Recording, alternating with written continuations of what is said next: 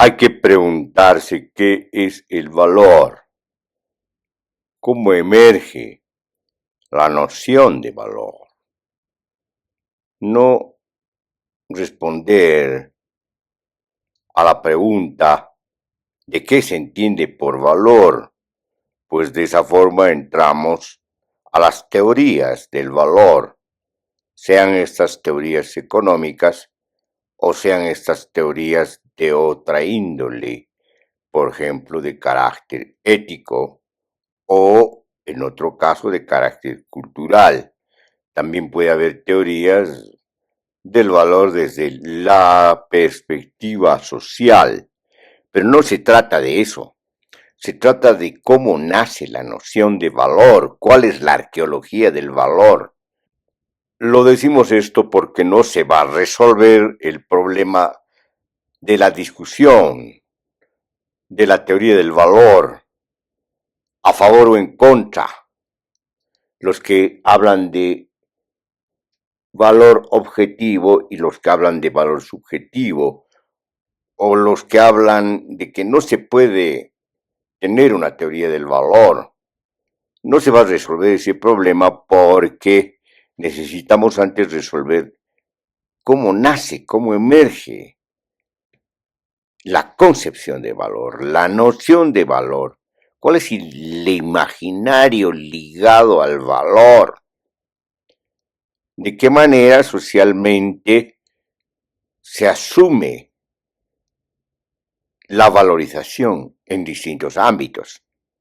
Obviamente nos interesa concentrarnos en la concepción del valor económico, no tanto por lo que se entiende, sino cómo la arqueología del valor ha terminado estableciendo un espacio imaginario, porque no es otra cosa, de la valorización en la economía. ¿Bajo qué condiciones, bajo qué contextos? Obviamente estamos hablando de la sociedad moderna. Sin embargo, la sociedad moderna tiene antecedentes, pues. Si hay sociedades no modernas que ya con anticipación establecieron el trueque, la circulación del don, las reciprocidades. Antes podemos hablar de una historia de los mercados que tienen que ver con el trueque y no así con la moneda, porque la moneda es acuñada por el Estado, es un producto del Estado para pagar la tributación. No tiene que ver con el mercado. Después, cuando el mercado se desarrolla, es cuando, en conexión con los ámbitos del Estado que quiere controlar el comercio exterior, los mercados internos se articulan al mercado externo, al comercio exterior, y obviamente incorporan la moneda como equivalente general. Pero eso viene después. Lo que nos interesa aquí fundamentalmente es entender la arqueología del valor. Para que haya valorización, obviamente necesitamos suponer no solamente la conformación de una sociedad, es decir, lo que llama Simondon la individuación social, que a su vez supone la individuación en el sentido de la individualización, en el sentido de la composición y constitución de lo que se viene a llamar el individuo. No olvidemos que el individuo es un producto social y por lo tanto, si ustedes quieren, para ilustrar, vamos a usar ese concepto. Hay una dialéctica de la individuación social y de la individuación en el sentido individual. Entonces, obviamente, estamos ante una complejidad mayor que la que supone la teoría del valor, porque nos interesa el substrato donde emerge la teoría del valor. Y ese substrato tiene que ver con esta dialéctica de lo social y lo individual, pero también con lo que Merleau-Ponty llama la fenomenología de la percepción, y nosotros podemos llamar la fenomenología corporal, que obviamente tiene que ver también con las sensaciones, con la internalización de las sensaciones, con la interpretación de las sensaciones, no solamente desde los códigos del lenguaje, sino desde la experiencia y la memoria. Y en ese sentido se da lugar, pues, a una composición, una constitución y un devenir subjetivos. Entonces, en este caso estamos ante esa complejidad corporal que tiene que ver con la memoria sensible, pero también con la inteligencia sensible, donde no solamente ocupa un lugar la sociedad humana, sino el conjunto de las sociedades orgánicas. Entonces ahí podemos entender que intervienen en esto que llamamos el nacimiento de la valorización, sensaciones, sentimientos, la interpretación de los sentidos, la fenomenología de la percepción, y en ella obviamente lo que va a venir a ser la fenomenología de la razón concreta que está articulada a la percepción. Entonces estamos ante lo que podemos llamar la interpretación del cuerpo en relación a su entorno, en relación a la relación con los otros cuerpos, en relación a su propio origen, en relación a su propio nacimiento y devenir, en relación al planeta y dentro del planeta al mundo, pero también en relación al universo. Es decir, todo esto hace, pues, si ustedes quieren, de condiciones de posibilidad complejas de lo que llamamos el nacimiento del valor. Entonces, esto de valor, que es un término que viene del lenguaje, de la cultura, pero también viene de la contingencia social y de la institucionalidad social, y en el caso del campo económico viene de la institucionalidad económica. Y dentro de esta institucionalidad económica se da lugar a partir de lo que podemos llamar la interpretación de las teorías económicas. Con todo lo dicho, no podemos aceptar que se trata de la teoría del valor objetiva o de la consideración del valor como un hecho objetivo, puesto que hablar de valor ya supone una valorización y por lo tanto una actitud subjetiva. Y en ese sentido, una transferencia de los códigos que vienen de la ética, de la moral, de la cultura y de distintos ámbitos de la sociedad que van a dar lugar a la valorización. En consecuencia, la pregunta o la primera pregunta no puede ser si podemos salir del capitalismo, de la genealogía de los capitalismos, de sus ciclos largos. La pregunta más bien primera tiene que ser si podemos salir de las valorizaciones.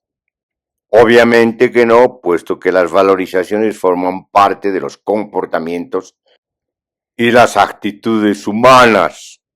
Por lo tanto, las predisposiciones subjetivas humanas. El capitalismo supone una forma de valorización. Es más, supone la valorización del valor. Y dicho desde la perspectiva de Karl Marx, supone la creación del plusvalor y por lo tanto supone la generación del excedente. Es bajo esta situación, este condicionamiento del capitalismo, que se termina restringiendo la concepción del valor a un efecto del valor que es la valorización económica. El valor no puede restringirse a la valorización económica, que es un efecto.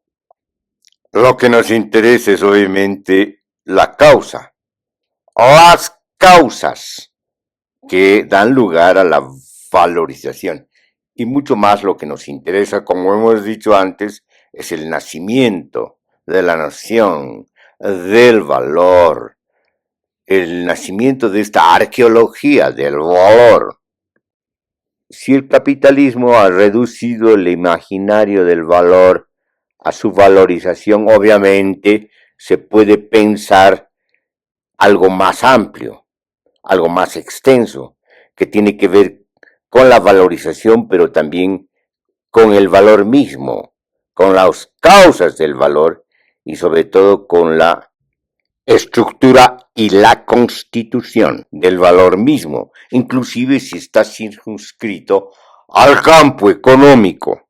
Respecto a la pregunta si podemos salir del capitalismo, ya se tenga una idea negativa del capitalismo, es decir, como una fatalidad y una condena, o ya sea que asumamos una visión, una inclinación apologista del capitalismo y supongamos que se trata del desarrollo capitalista y por lo tanto que forma parte de otra teoría discutible de la evolución social, que es una concepción equivocada, mal utilizada de las teorías interpretativas de Darwin.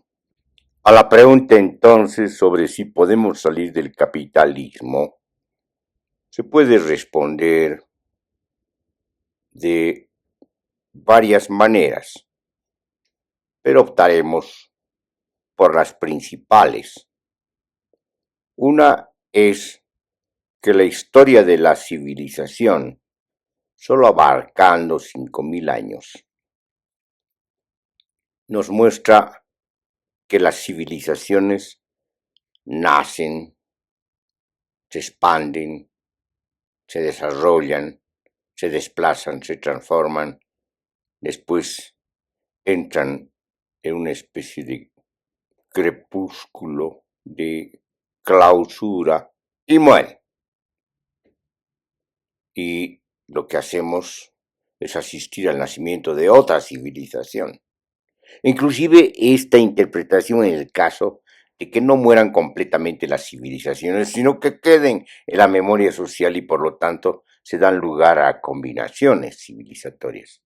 Y más aún cuando se puede decir que una civilización a posterior se termina generando y emergiendo, retomando lo que ha dejado la anterior civilización. Pero en cualquier caso, lo que ocurre es de que las civilizaciones nos muestran de que ingresamos a nuevos horizontes civilizatorios.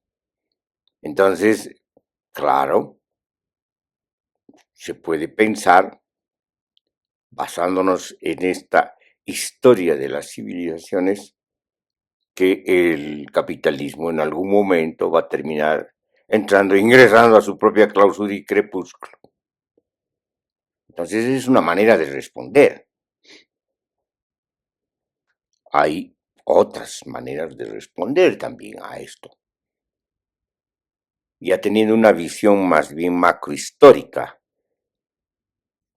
de las civilizaciones, inclusive una visión macrohistórica de la transcivilización. Y en este sentido podemos pensar de que no se trata del capitalismo, sino se trata de la genealogía de las civilizaciones. Y sobre las civilizaciones se va a tener una característica o un patrón que van a conservar, que tienen que ver precisamente con el nacimiento del Estado, con el nacimiento de la dominación, con el nacimiento de la deuda infinita, con la tributación, con la formación de un Estado en el sentido de su propia complejidad institucional, la simbólica que tiene que ver con el déspota, los funcionarios que tienen que ver precisamente con los que hacen funcionar el aparato de Estado, los sacerdotes que legitiman la dominación a través de esta forma de construir mitos, construir un imaginario religioso que pretende ser espiritual. Entonces, todo esto tiene que ver con la civilización. Y lo que podemos llamar una concepción macrohistórica de la transcivilización, podemos entender que las sociedades humanas han pasado por largos procesos de hominización y largos procesos de humanización. Y en ese sentido, la conquista del lenguaje o la invención del lenguaje, la incorporación del lenguaje a las sociedades es anterior pues a las sociedades que tienen que ver con las civilizaciones o con la genealogía de las civilizaciones. Lo mismo ocurre con la conquista del fuego, lo mismo ocurre con la invención de la agricultura, lo mismo ocurre con los instrumentos, es decir, la técnica de caza y de recolección, de pesca. Entonces, tenemos una anterioridad técnica, tecnológica, anterior a la civilización. La técnica tiene que ver con el humano mismo. El humano mismo, su corporeidad ya es una técnica. El liberar las manos, el erguirse, forma parte de una técnica. De la misma manera, el no erguirse de los animales, cuando no se hieren, cuando se mueven y se movilizan en sus cuatro patas, es un tipo de técnica que está resolviendo otros problemas. Los problemas del ser humano son distintos en la medida que entra en una relación distinta cuando se yergue y cuando libera las manos. Entonces, la historia de la tecnología es más larga de lo que suponen aquellos apologistas de una concepción técnica trivial, reducida a la instrumentalidad.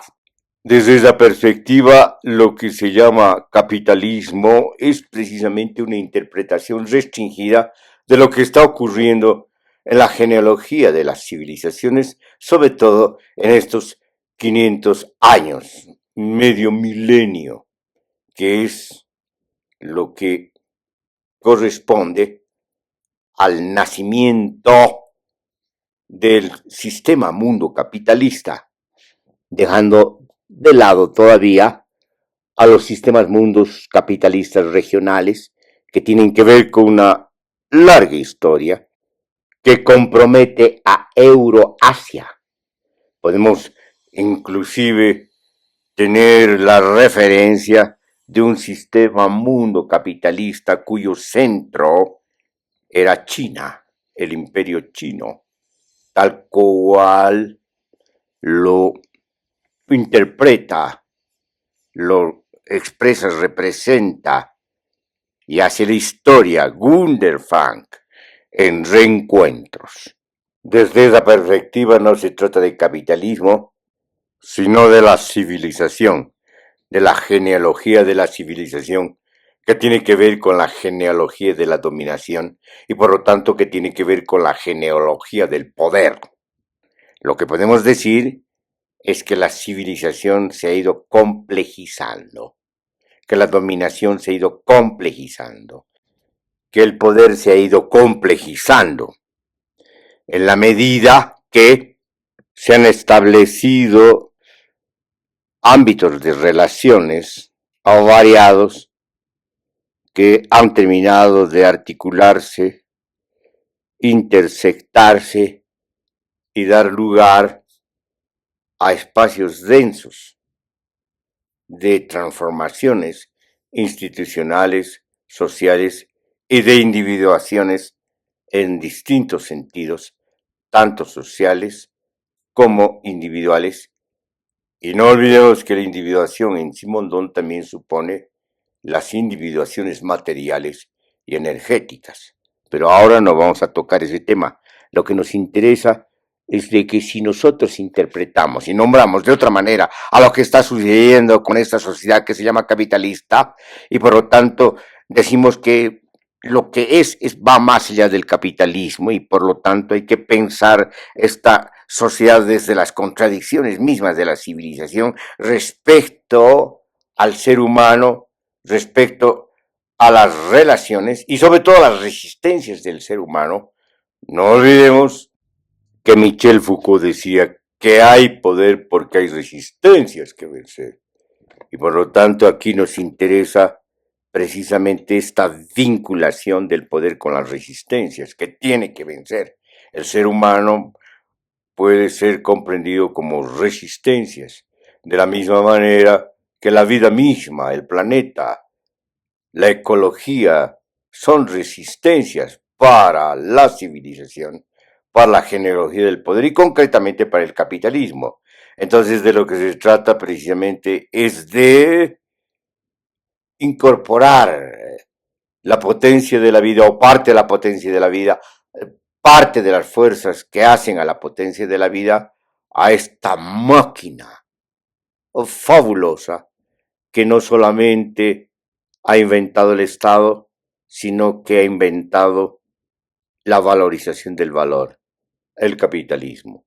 Y por lo tanto, en la medida que esto ocurre, se tienen parte de las fuerzas de la potencia ecológica y parte de las fuerzas de la potencia de las sociedades humanas incorporadas a la vorágine de la máquina del poder, de la máquina de las dominaciones, de la máquina de las civilizaciones y concretamente la máquina capitalista. Y por lo tanto, como hemos dicho antes en otras exposiciones y ensayos, lo que puede entenderse por capitalismo es precisamente una máquina, un maquinismo, una civilización de la muerte, porque lo que genera es muerte, apropiándose en principio de la vida, de parte de la potencia de la vida, parte de la potencia de las fuerzas de la vida y de las fuerzas sociales, y termina activando, termina aplicando estas fuerzas contra las mismas fuerzas vitales del planeta, de la vida y de las sociedades humanas. Y en ese sentido es pues una amenaza. Entonces, la respuesta a la pregunta tiene que ser, tenemos que salir del capitalismo. Es decir, tenemos que salir de la genealogía de las dominaciones y del poder. Porque tenemos que salir de la amenaza contra la sobrevivencia humana, contra la sobrevivencia de la vida misma en el planeta. Porque estamos ante una máquina de muerte. Al respecto de lo que decimos, podemos suponer lo siguiente, que la genealogía de la civilización, precisamente para desarrollar su dominio, la expansión de su dominio, y la genealogía del poder, que implica la complejización también instrumental, ha venido en la medida que ha ido cambiando de formas, liberando ciertas fuerzas sociales y por lo tanto incorporando las fuerzas sociales que liberaba o que se liberaban, no que liberaba el capitalismo propiamente dicho, sino que se da lugar una especie de avance sobre las fuerzas que todavía no han sido incorporadas a la dominación. Y en ese sentido se da lugar una figura paradójica en la medida que se liberan fuerzas o se abre el camino hacia la apertura de fuerzas que no eran todavía controladas. En esa misma medida, el capitalismo termina también incorporando más fuerzas y por lo tanto potenciándose. Entonces, como se verá, este desarrollo, esta evolución, por así decirlo, entre comillas, termina potenciando a la dominación, a la genealogía de la dominación y al capitalismo en términos concretos en la medida que precisamente se apropia de más fuerzas. Pero en la medida que se apropia de más fuerzas, va arrinconando a las fuerzas vitales que todavía resisten o que todavía están al margen del control y de la incorporación a la civilización en el sentido de la dominación.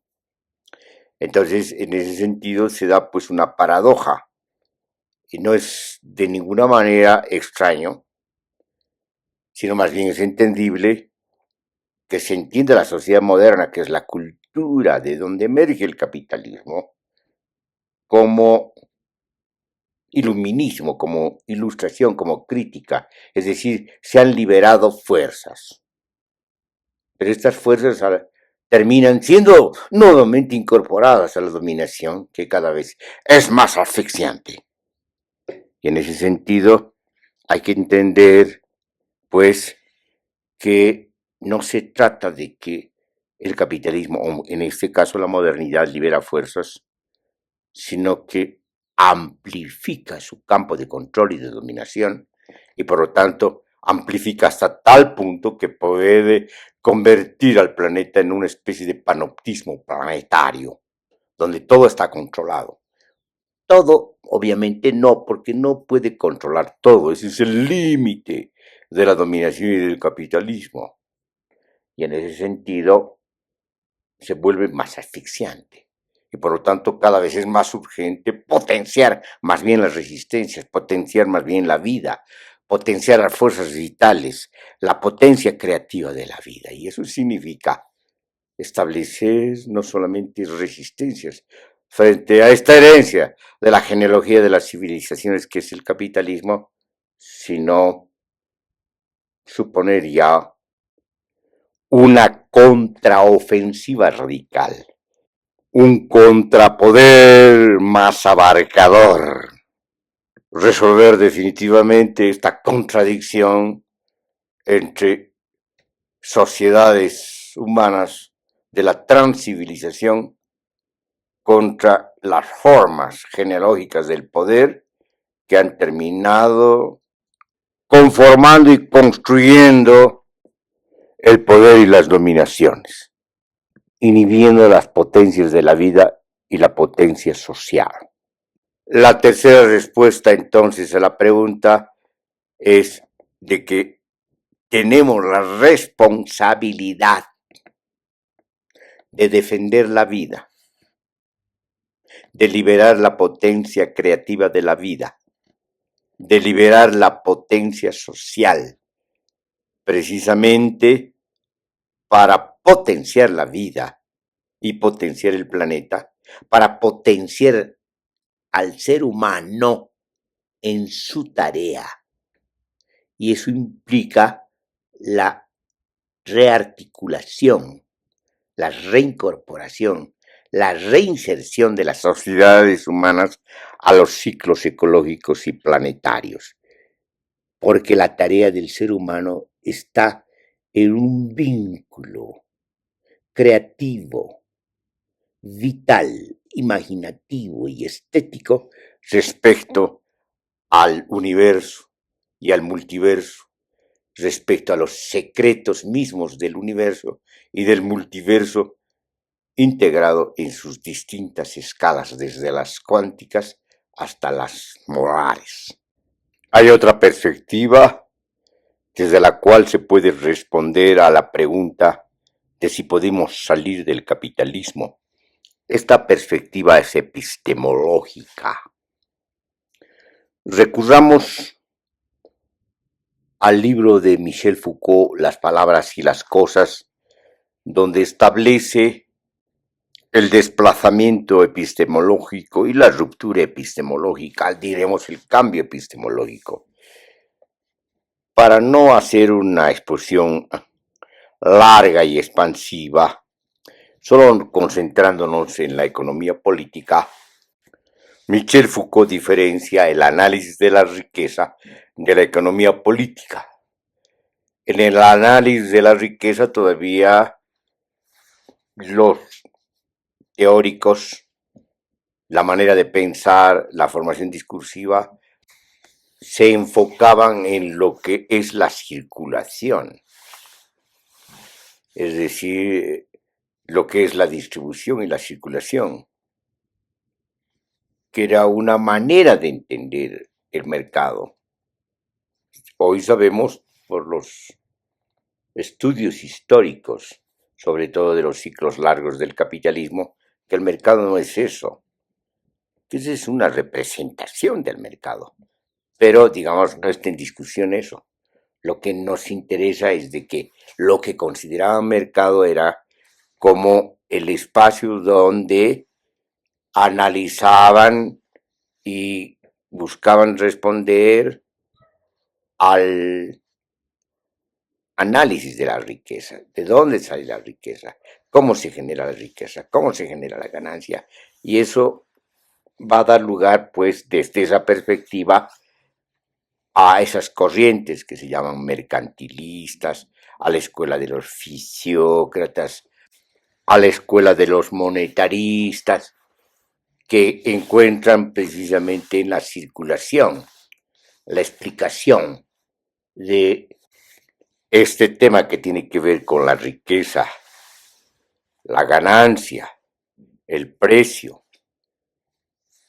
pero no con el valor propiamente dicho, porque el valor va a ser una concepción de la economía política. Entonces, desde esa visión, más bien se va a pasar al análisis de lo que produce el sujeto, de lo que ocasiona el sujeto, en este caso, el sujeto que es el sujeto de la fuerza de trabajo. Entonces, va a ser un acontecimiento subjetivo, por más que ciertos intérpretes del marxismo, que llamamos economicistas y que se basan en el determinismo económico, hablen de una teoría del valor objetivo. No hay por dónde hablar de una teoría del valor objetivo porque el valor no es objetivo. El mismo acontecimiento de Ricardo, inclusive antes el mismo acontecimiento de Adam Smith y después el acontecimiento de Marx, están pensando precisamente el acontecimiento subjetivo como producción. Entonces hay un cambio, pues, y cuando hay un cambio de lo que se observa, un cambio de perspectiva, hay también un cambio de interpretación, y por lo tanto se da un epistemo, un desplazamiento epistemológico en términos de la economía política. Bueno, ahora tenemos que preguntarnos si no ha habido otro cambio de perspectiva, aunque no haya una teoría novedosa. Tenemos que preguntarnos, por ejemplo, qué es la escuela neoclásica, qué es el marginalismo, es decir, qué es aquello que se ha venido a llamar la teoría subjetiva del valor, que no es exactamente lo que estamos diciendo, sino es otra acepción de estos de la escuela neoclásica. Entonces, obviamente tenemos que ver si esas son nuevas respuestas teóricas a una modificación epistemológica.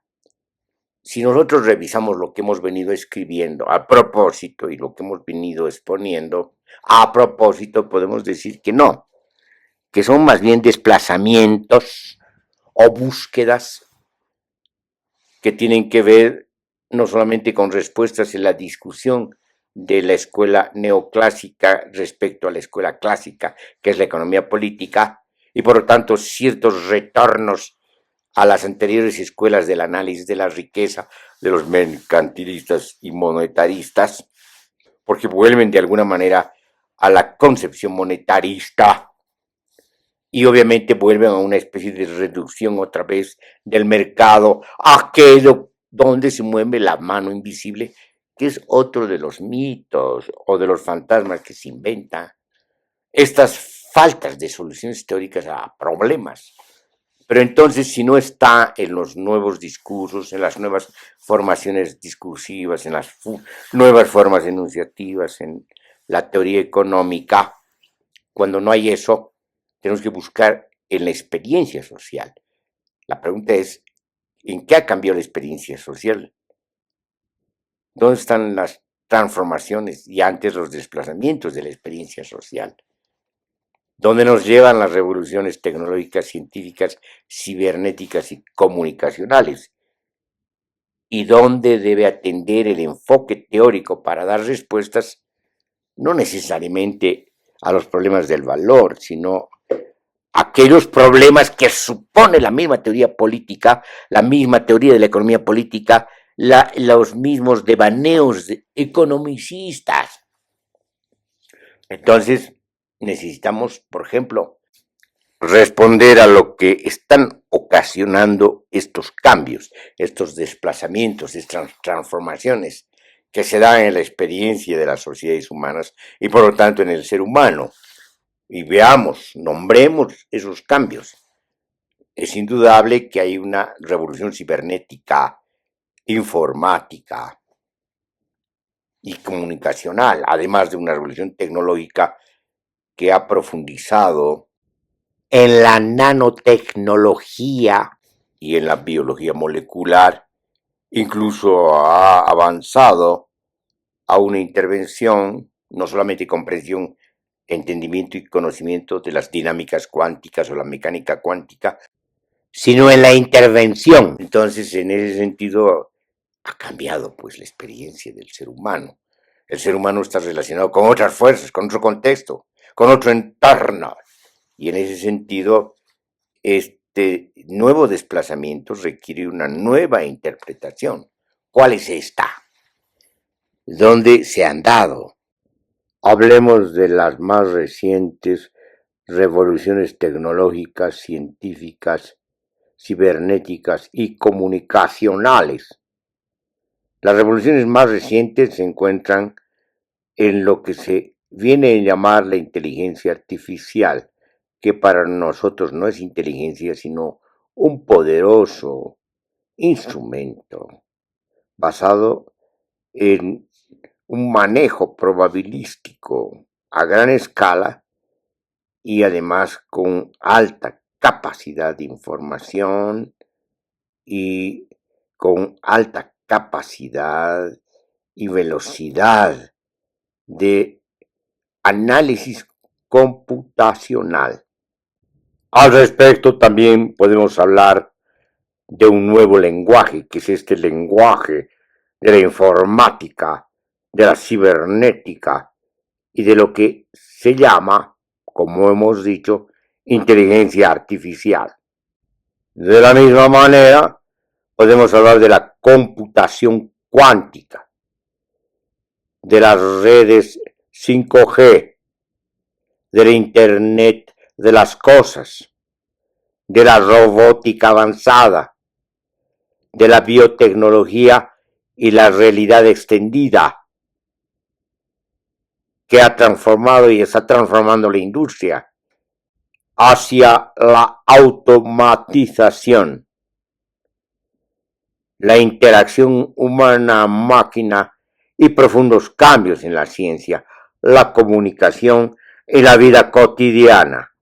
Dicho esto, queda claro que el ser humano está estableciendo de manera rápida transformaciones y desplazamientos en sus ámbitos de relaciones. Se relaciona con otras fuerzas que a su vez lo cambian al ser humano. En ese sentido, se produce pues una nueva transformación cultural y podemos decir esta vez no exactamente civilizatoria, sino transcivilizatoria. ¿Por qué lo decimos?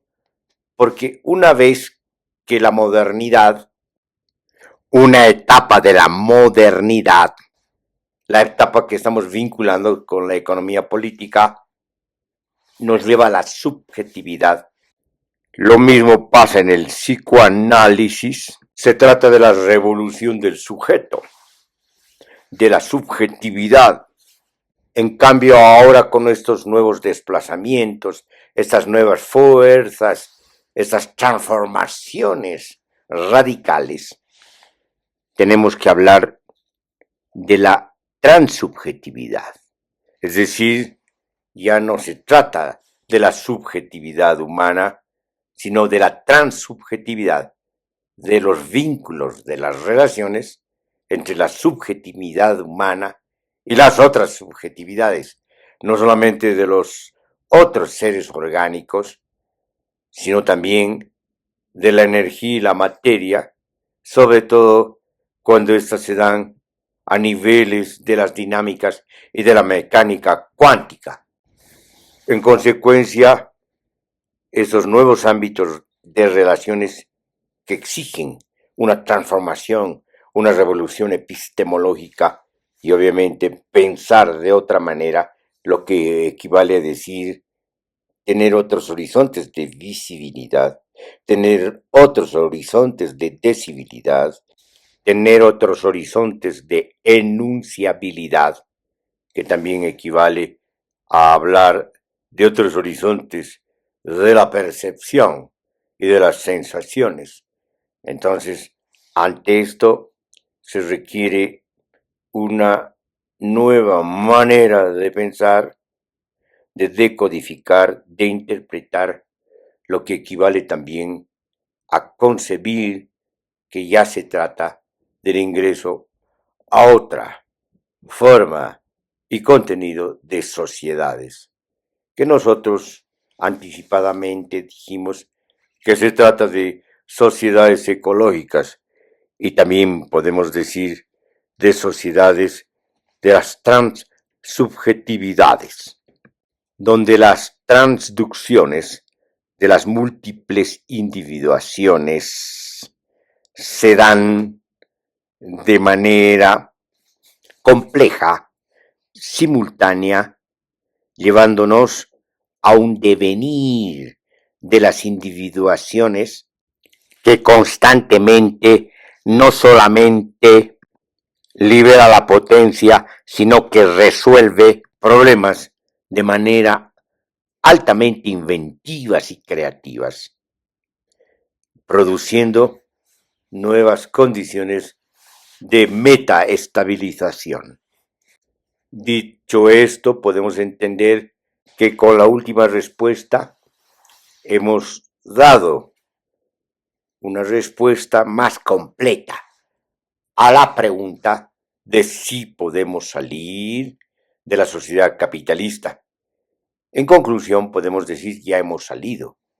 Lo que pasa es que el Estado, los intelectuales conservadores y anacrónicos de la sociedad capitalista, los medios de comunicación y todo lo que es anacrónico y obsoleto, no toma conciencia de lo que ya ha pasado y persiste, volviéndose el Estado y los dispositivos de poder y el orden mundial de las dominaciones en dispositivos muy peligrosos porque pretenden detener y obstaculizar este desplazamiento hacia otras formas de sociedad que hemos llamado de las transsubjetividades.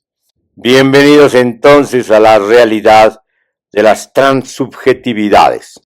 Lo que tiene que ocurrir entonces es dar lugar a la expansión de estas interacciones novedosas entre el ser humano y las nuevas fuerzas, de tal manera que asistamos a una transformación de la sociedad en términos de la metaestabilización y sobre todo de la consolidación de esta sociedad a partir de nuevas formas de armonización de esta complejidad integral y dinámica que es la realidad misma.